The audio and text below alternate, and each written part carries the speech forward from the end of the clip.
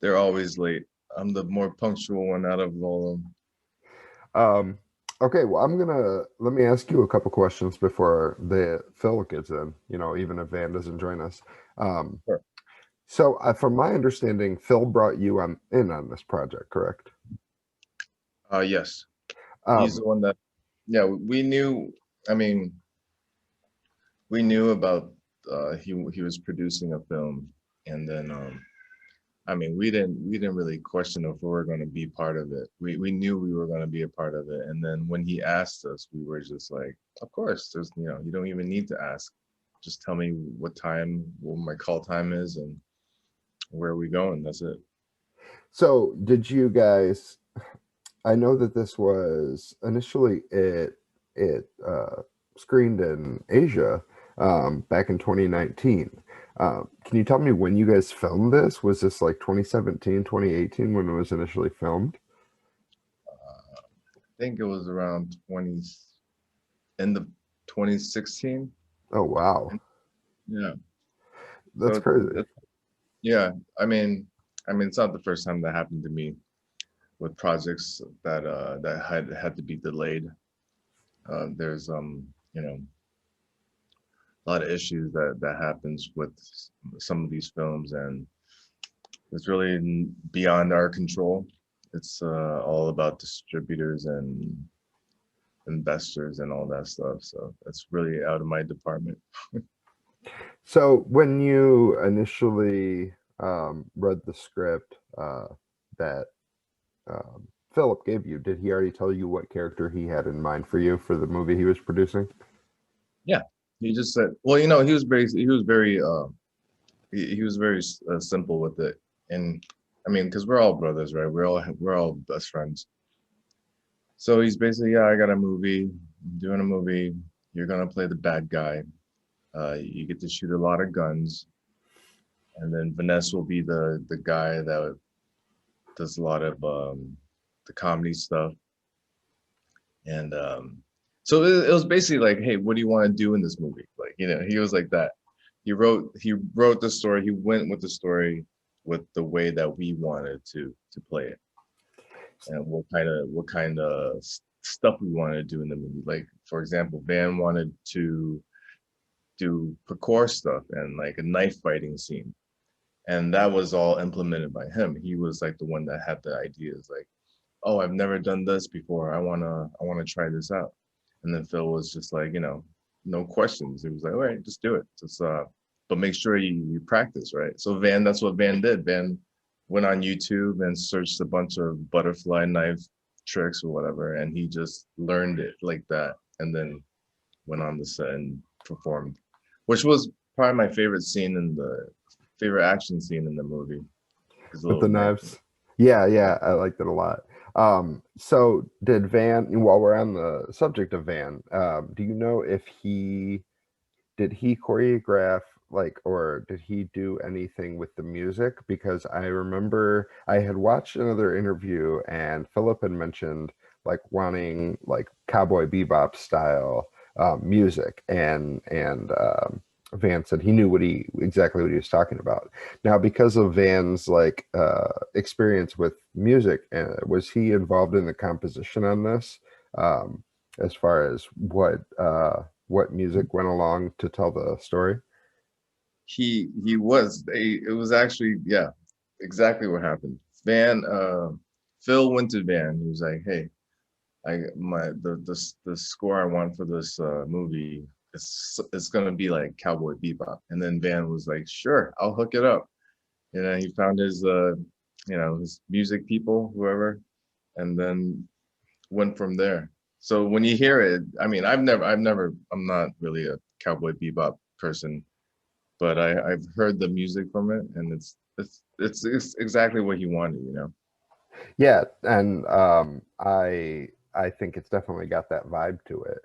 I Yeah. know that it is, it was mentioned that it does a lot of homages to a lot of different films like 80s, 90s, yeah, action films. Did is there any like specific action star from that time that you kind of look to build your performance on? somebody that maybe was prominent in that era? Definitely. I mean, we knew what Phil wanted in this movie, you know, to pay homage, and we all grew up watching stuff like, you know, the 80s and 90s Hong Kong films, especially the action films, and then so there he is. He's coming in. So and then Hey guys. I Oh man. Hey, Phil. finally No, I mean it was the link wasn't working when they sent me the schedule. Usually all the links work, but it wasn't like a link. I was trying to like type it in, it just didn't work out. Huh. Sorry, Yeah, sorry about that. Sorry there was an issue. Andy and yeah, I that have was an issue. been just the best of friends, doing I can all imagine. this I without can you. imagine. Yeah, well, you know, I mean, if you can go ahead and then produce a movie and put me in it. that's your job, man. So, I've been asking Andy a lot of questions. We were actually talking about the whole Cowboy Bebop vibe with the music and everything, which I I know is love that. something that you wanted to bring to it. And Yeah. on that note, are there any other anime influence that you pulled from? I know that you guys were paying homage to 80s and 90s action films, things like that, but you obviously have a lot of interest in anime. So I was Yeah, curious. you can see my house. Oh yeah, I see it back there. I saw it in Yeah, another interview that you had done. yeah. So I was curious. That was what was making me think. I wonder if there was any other beats that No, you I took mean, from there's a lot of anime. influences, right? I mean, I mean, not just anime. I mean, if you're talking about this specific movie, um, I mean, other than the music, I didn't really pull anything from any anime or anything. But I mean, like, I've always been influenced. I mean, I've been really influenced by Cowboy Bebop and Samurai Champloo, the same director. Nice. Those two are my absolute favorite anime series. You know, and I mean, it's just not even like taking shots or whatever, but just the feel, the way they approach their characters, and how I mean, it's important for me when I design fight scenes that the fight scenes incorporate into the actual narrative. And I think a lot of Japanese anime they do that very well, and I think it's a good model to follow. 100%. Now, Andy, to switch back to you, you did a lot of gun work with this, and I know you said um, Van had looked up and watched butterfly knife videos, things like that, and kind of just trained himself. Did you have experience with guns? I know that there was like scenes that you had were not included, like a machine gun scene that ended up being in the credits, things like that. But did you have to familiarize yourself with any guns or any gun props when you were doing this that you weren't already familiar with? I mean the little machine gun, I wasn't really familiar with it, but I had the great time shooting that thing, and whatever they caught on camera, my expression, that was pure joy and just all real emotion. Too bad they cut it out. It wasn't my decision, buddy. But I mean, you know, I mean, you know, we played our strengths, right? We made this movie for ourselves, you know, a little bit selfishly, right? I mean, like Andy, I was like, what do you want to do the most, Andy? He's like, I want to shoot the most. And I was like, Van, what do you want to do the most? He's like, I want to use the butterfly knife. And I'm like, all right. So I mean, I want to cater to my brothers first, you know. I mean, for my character, I'm just doing what I do in most of my other movies, except I don't talk as much, right? But for my brothers, I want to really cater to their strengths. And then, you know, Andy always had a love for guns. I mean, it's not the first time I worked as an action director with him. You know, this is the first time that I'm kind of in charge of the whole movie. But you know, I know what his strengths are, and then so I try to play those strengths. So I know that, and I had watched a little bit of another interview that you had done. So I know a little bit about like the process and stuff. But I wanted to know if you conceptualized this idea, because I know you were a producer and I know you brought your friends in on it. Were you the one who initially came up with the idea for this film, Undercover? Yeah, you know, I guess like the well, as soon as I met these guys, right? I met these guys on one of my first gigs, and it was their first gig, Star Runner. You know, I'm sure you heard of that movie. You know, Right. Andy Yeah. won Newcomer Award and all that. But anyway, so we became fast friends, and I think like you know, for me, it's always like it's always like been like this. I'd rather like create than participate. You know, and then so you know, when you're in this business, you're always participating and you're always creating things, and other people cutting it up, and you know, and I wanted slightly more control because I think you know, regardless of the movie or whatever, if your design is complete from the beginning to the end without too many interruptions, the movie is going to be more intact, right? And so my idea was to get my best friends to be in a movie, and then when I was working on another movie, a producer heard that I wanted to do that. So, and he's like, "Yo, Phil, do you have an idea for a movie?" And I said, "You know, I have a few ideas, but my main thing is I want to do like a really good actions, not comedy, but just an action kind of movie that's, you know, harkens back to the 80s and 90s Hong Kong, those movies that really influenced me growing up." So that was the idea, to do a movie like that with my brothers. And you know, I always wanted to be like, I mean, there was another dream of mine, another like aspiration of mine back then, would be like, if me and my brothers, like me, Andy, Van, you know, could be like, you know, when people see us, they'll be like, "Oh, that's kind of like Yuen Biu, Hong Gumbo, and, you know, Sammo Hung, and Jackie Chan." Like, you know, they're always making movies separately, but when they make one together, like Wheels on Meals, you know, and you're like, "Oh, Dragons Forever," you're like, "Oh yeah." So I wanted that feeling I want the audience to feel like that about us outside the camera as well. And you know, I think, you know, reach a certain level of success, you know, want to do that. But anyway, so you know, that was also the impetus for me to make this project. And then it went through a lot of different stages. It went through different scripts, different ideas, but the central core theme of kind of doing an homage to 80s and 90s movies, it still ended up being on screen. I mean, like for instance, the name Undercover Punch Gun. I mean, Andy will remember this. We had to fight for that name. I mean, they wanted something Retard. like, I mean, Undercover versus Undercover, I think, was something the that, other yeah, name.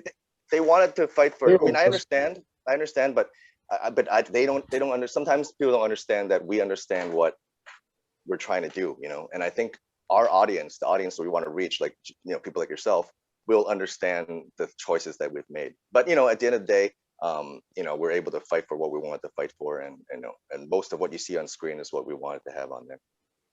Now, I know that you had mentioned in another interview that you really like to tell the story and drive the story with the action. And you're the action choreographer, and you had basically handled all the action in this film, even though some of the scenes are very different. Did you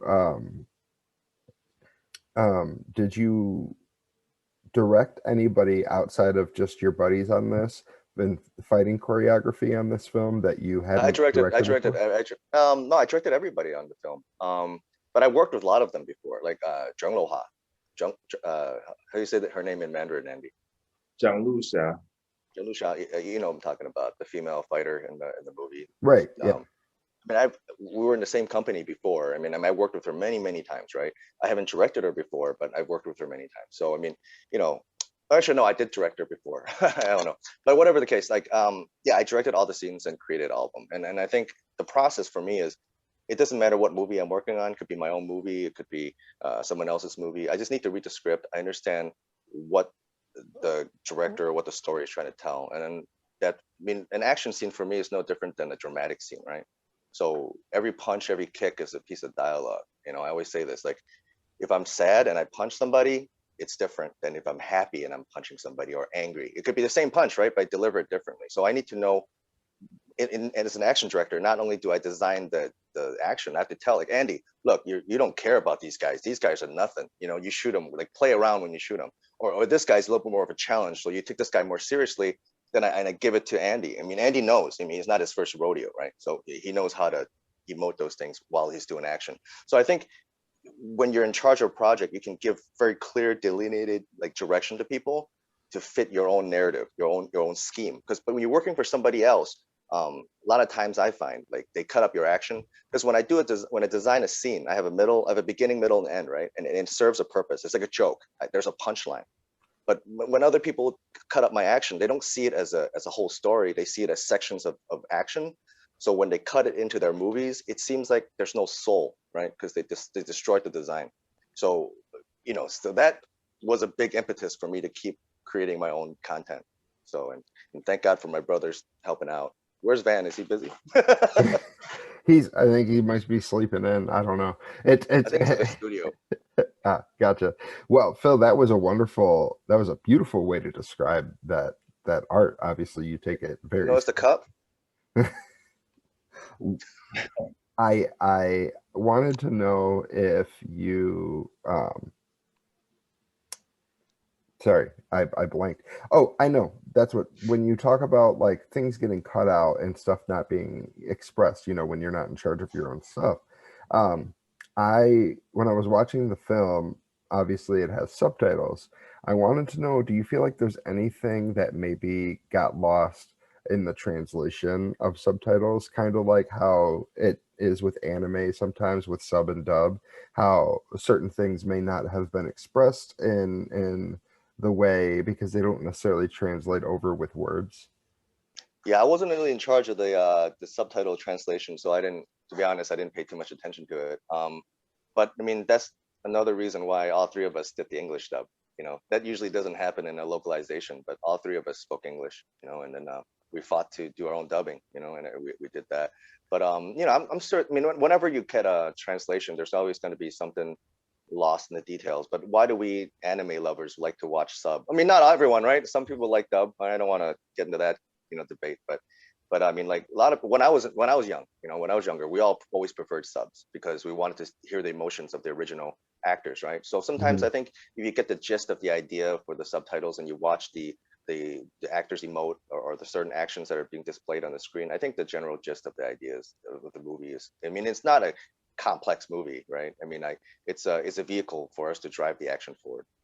Right, and obviously the action speaks for itself.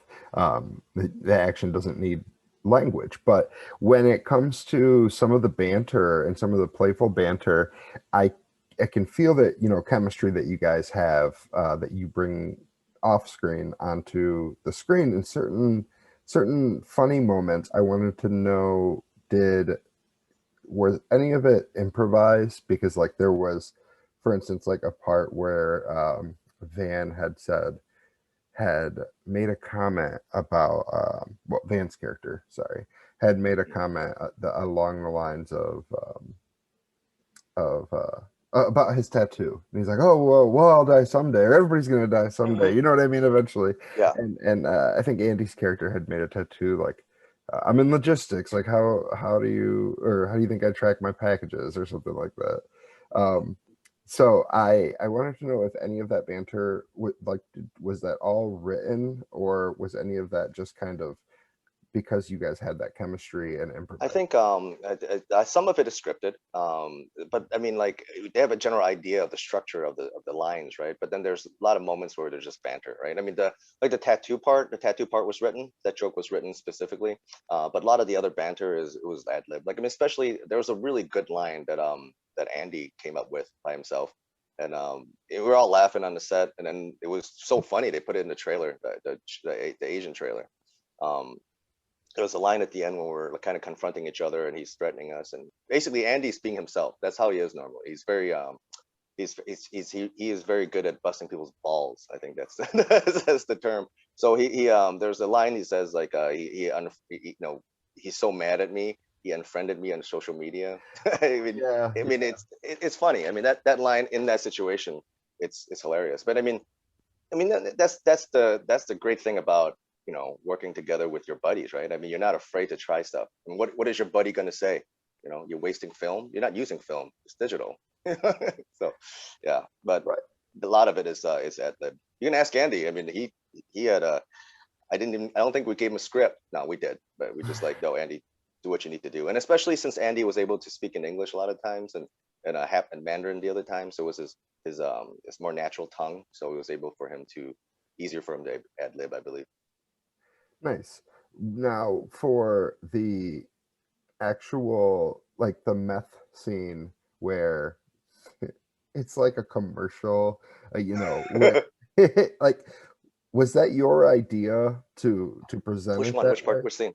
Which The scene? scene Man, where Van is like doing the meth cook stuff, and it's like Oh no, that was all the directors, man. Alam, and Frankie, Philip Loy and Frankie Tam, the two directors. I mean, they're first time directors for this movie, but they've been very very prolific screenwriters. I'm not sure if you looked them up, but most of the movies that you see in Asia right now is either just written by either one of them or both.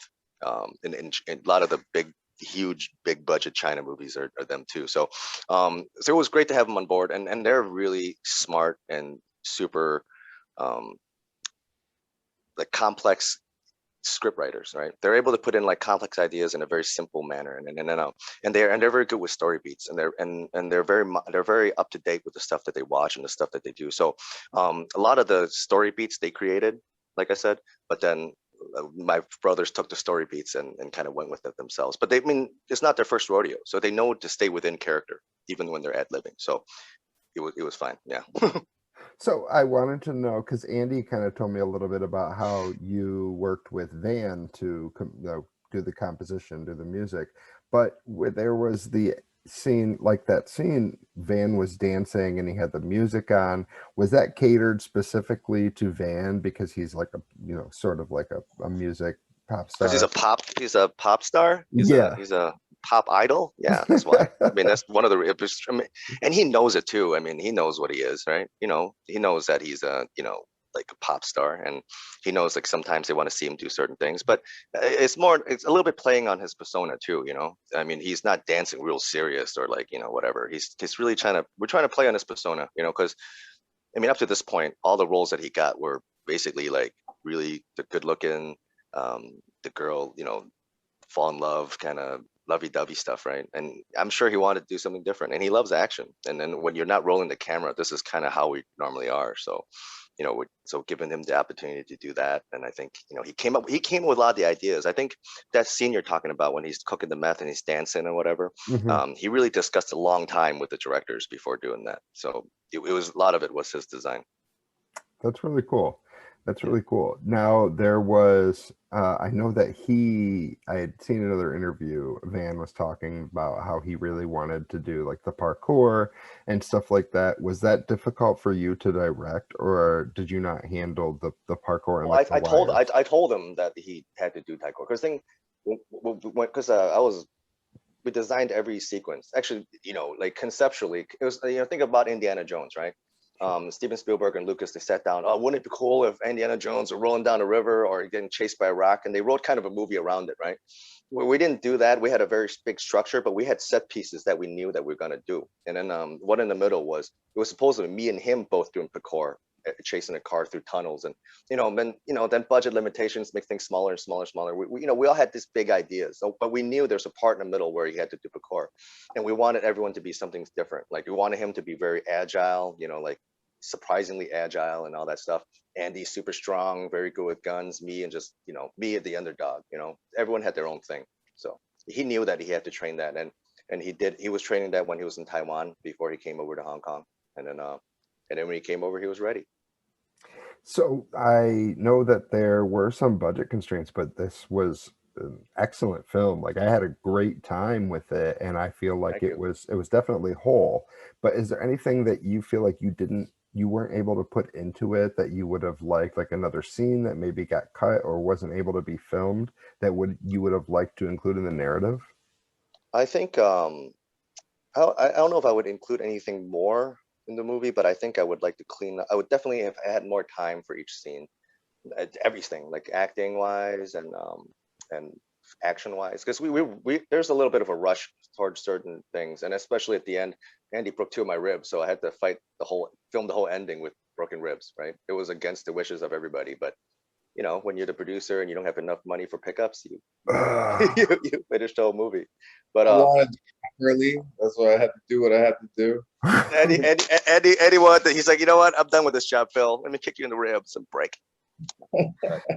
Is that the worst injury he's given you? I know you guys have worked multiple times together. Yes, I think that's the worst injury. But I mean, we give each other injuries, right? I kick him in the head sometimes, and then kick his head into a wall. You'll get him back. What do you mean? No, it's like, it's not. Yeah, no, you try not to get each other back because I'm the godfather of his children. Make sure everything's okay. But no, it was fine. I mean, the point is, it was just I wish I had more time. If I had more time, I think we could have got. I think in Chinese it's like pak saidi, more specific, get more detailed in terms of our choreography and stuff we're able to get on film. But I mean, with the time that we got, I think it turned out pretty decent. I mean, thanks to my buddies helping out.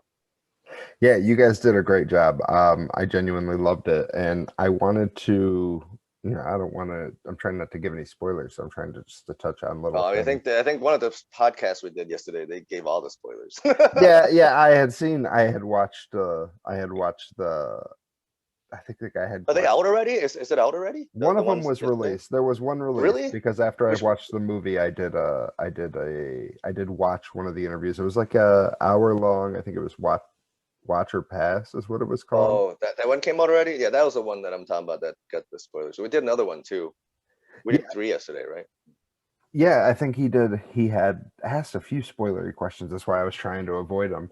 Um, but so was there anything because of all the different twists as far as like oh, this is actually how this is, nope, this is actually how this is, for certain characters, was everybody privy to all of the like shoe drops and all of the twists in the plot, in the Everyone script? had the script. Everyone had the script. Everyone had the script. I mean, we went through many different versions of the script. There's like the original story is different, and then the second story is different. The third, which I mean, there was different. Not only was there concerns from the director, there's concerns from the investors, and I mean, there's different factors I had to deal with to kind of create this story. But then when the story was finalized, everyone had it. Everyone had it, and then we all knew what we had to do. Like Andy knew what he had to do, Van knew what he had to do, and I knew what I had to do. And then we kind of designed from then on. I think a lot of times that's when we get on the set, we see each other. A lot of those things happen. We start ad-libbing, we start designing the scene, but the whole skeleton, everything, everyone had in the beginning. I mean, you can ask Andy. I mean, the thing is, like, I didn't know how he was going to approach his character. I mean, I didn't know how Van was going to approach his character. I mean, they gave me a gist, right? But you don't really know until you actually get on the set and you start interacting and kind of bouncing off each other.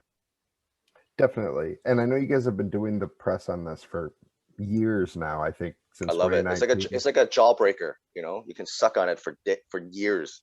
I wanted to know, like what are the other things that you guys have been working on in the meantime? Has this been your main point of focus? Because Andy had mentioned that you Yeah, filmed this back in 2016.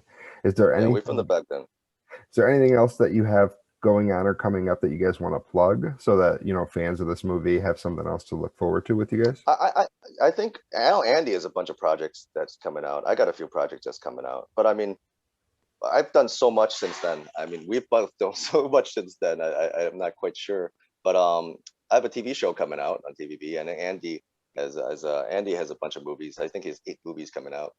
So, and I mean, Nice. a fun one I think that I want to talk about is one that I helped Andy with the action choreography. Andy was the lead, and then I went in to be the action director. That should be out sometime this year, Andy, right? I don't know.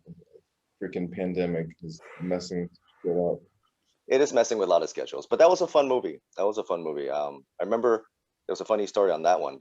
Andy had to jump from one rooftop to another rooftop, and and I was like, Andy, this is kind of a little bit dangerous, right? You're the lead. I don't want anything to happen to you, and I'm the godfather to your children.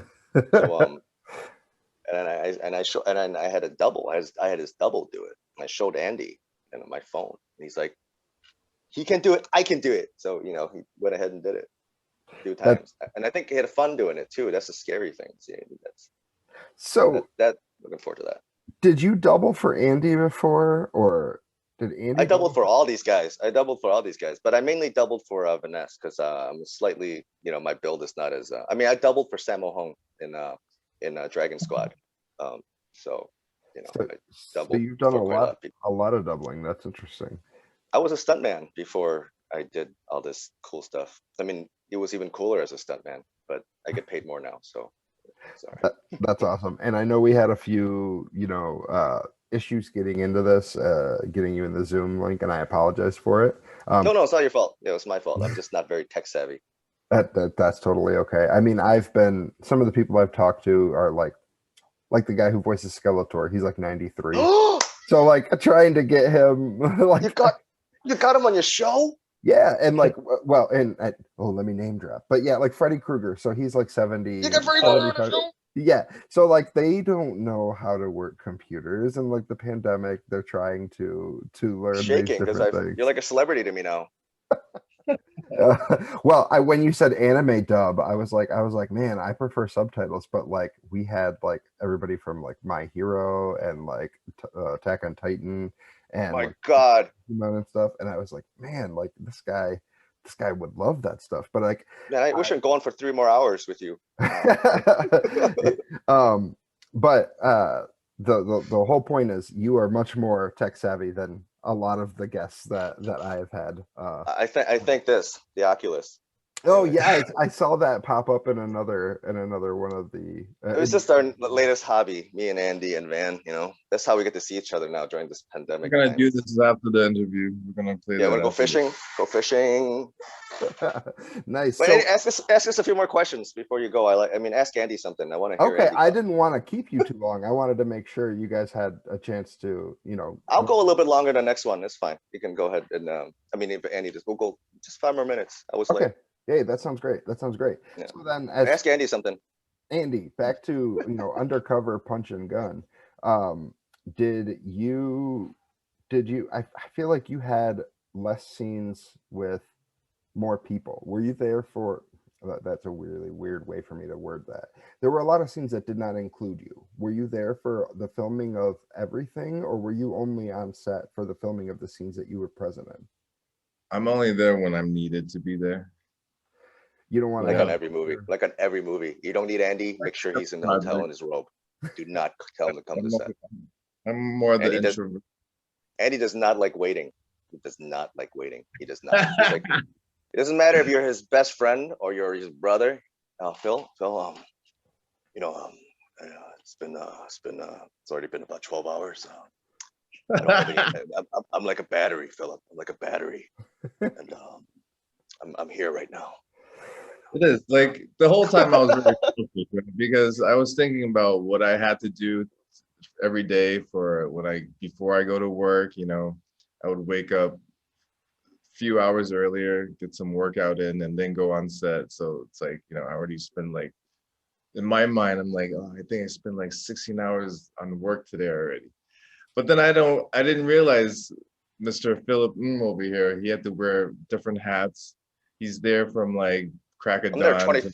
26 hours a day. I don't get to sleep.